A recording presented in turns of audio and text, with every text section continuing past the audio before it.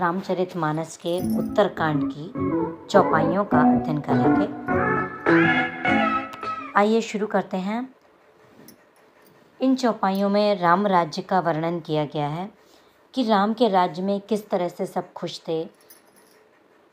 दैहिक दैविक भौतिक तापा राम राजन ही काहू व्यापा, सब नर करहीं परस्पर प्रीति, चलहीं स्वधर्म निरत श्रुति नीति। इसका अर्थ देखते हैं कि राम राज्य में दैहिक यानी शारीरिक रूप से, दैविक और भौतिक ताप किसी को भी नहीं सताते थे, किसी को भी नहीं व्यापते थे। सब मनुष्य परस्पर प्रेम करते थे, एक दूसरे से उनके बीच में प्रेम था और वेदों में बताई गई नीति से में तत्पर रहकर अपने अपने धर्म का निर्वाह करते हैं, पालन करते हैं।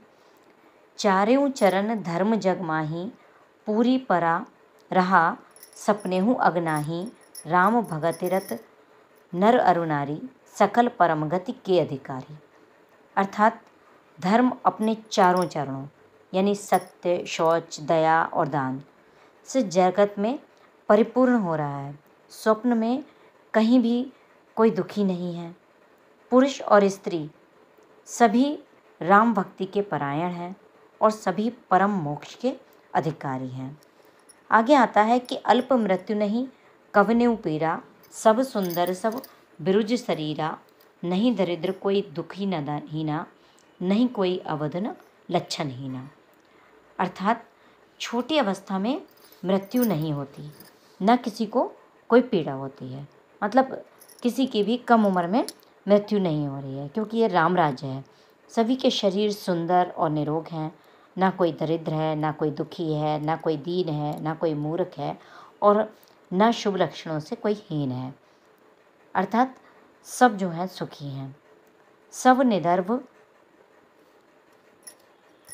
निधर्व धर्मरत गुणी, नर अरुनारी चतुर सब गुणी, सब गुणज्ञ पंडित सब ज्ञानी, सब कृतज्ञ नहीं कपट सियानी।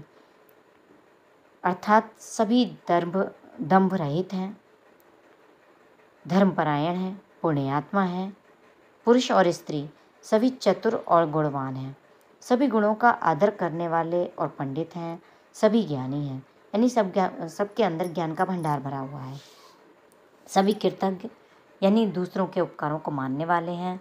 कपट और चतुराई ऐसी धूर्तता किसी में भी नहीं है। राम राज नवगेस सुने, सचराचर जग माही, काल कर्म स्वभाव गुण, कृत दुख काहू नाही। आगे तुलसीदास जी कहते हैं कि काकभूषणी जी के माध्यम से वो कहलवाते हैं कि हे पक्षीराज गरुण जी सुनिए, श्री राम के जगत में यानी राम के राज्य में जड़ चेतन सारे जगत में काल कर्म स्वभाव और गुणों से संपन्न दुख किसी को भी नहीं होते हैं। अर्थात इनके बंधन में कोई नहीं है। आगे कहते हैं कि भूमि सप्त सागर मेखला, एक भूप रघुपति कोसला, भुवन अनेक रोम प्रतिजासु, यह प्रभुता कछु बहुत न तासु। अयोध्या में रघुनाथ जी 7 समुद्रों की मेखला मतलब करधनी वाली पृथ्वी के एकमात्र राजा हैं, जिनके एक एक रोम में अनेकों ब्रह्मांड हैं। उनके लिए 7 द्वीपों की यह प्रभुता कुछ अधिक नहीं है। आगे आता है कि सो महिमा समुझत प्रभु केरी, यह वर्णत हीनता घनेरी, सो महिमा खगेश जिन जायनी, फिर यही चरित तिन्हु रति मानी। मतलब बल्कि प्रभु की उस महिमा को समझ लेने पर तो यह कहने में कि 7 समुद्रों में घिरी हुई सप्तद्वीपमयी पृथ्वी के एक छत्र सम्राट हैं, उनकी बड़ी हीनता होती है। सो जाने कर फल यह लीला, कहीं महा मुनिवर दमशीला, राम राज कर सुख संपदा, बरन न सकई फनीस शारदा। क्योंकि उस महिमा को भी जानने का फल यह लीला यानी इस लीला का अनुभव ही है कि इंद्रियों का दमन करने वाले श्रेष्ठ महामुनि ऐसा करते हैं। रामराज की सुख संपत्ति का वर्णन शेष जी और सरस्वती जी भी नहीं कर सकते। सब उदार सब परोपकारी विप्र चरण सेवक नर नारी, एक नारी व्रत रत सब झारी, ते मन वचन क्रमपति हितकारी। सभी नर नारी उदार हैं, सभी परोपकारी हैं और ब्राह्मणों के चरणों के सेवक हैं। सभी पुरुष मात्र एक पत्नी व्रती हैं, क्योंकि राम भी एक पत्नी व्रती थे। तो तुलसीदास जी कहते हैं कि राम के राज्य में सभी पुरुष मात्र एक पत्नी व्रती हैं। इसी प्रकार स्त्रियां भी मन और वचन और कर्म से पति का हित करने वाली हैं। फूलहि फरहि सदा तरुकानन, रहें एक संग गज पंचानन, खग मृग सहज वयरु विसराई, सबहि परस्पर प्रीति बढ़ाई। वनों में वृक्ष सदा फलते फूलते रहते हैं। हाथी और सिंह ये सब एक दूसरे के साथ में बैर भूलकर सब एक साथ रहते हैं। पशु और पक्षी सभी स्वाभाविक बैर भूलकर आपस में इन लोगों ने भी प्रेम बढ़ा लिया है। तो जब पक्षियों ने प्रेम बढ़ा लिया है तो फिर तो मनुष्य तो कोई चीज़ ही नहीं है।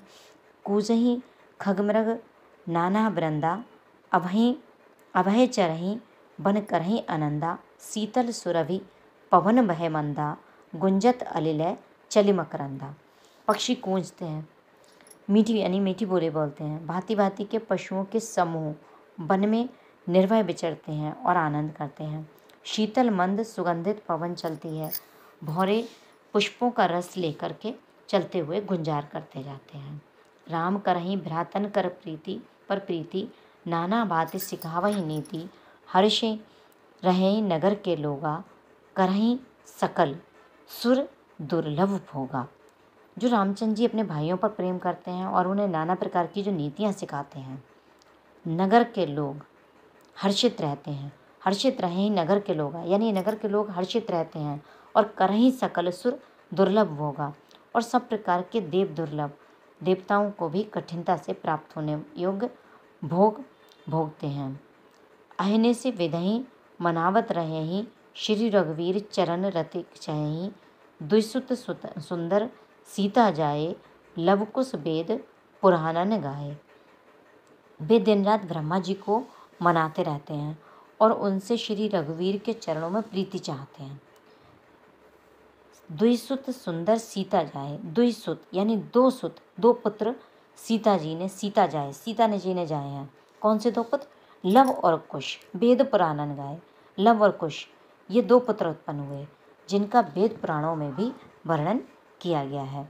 तो इस तरह से आपको कुछ चौपाइयों का मैंने अर्थ बताया है। आशा है आप लोगों के लिए ये उपयोगी होगा।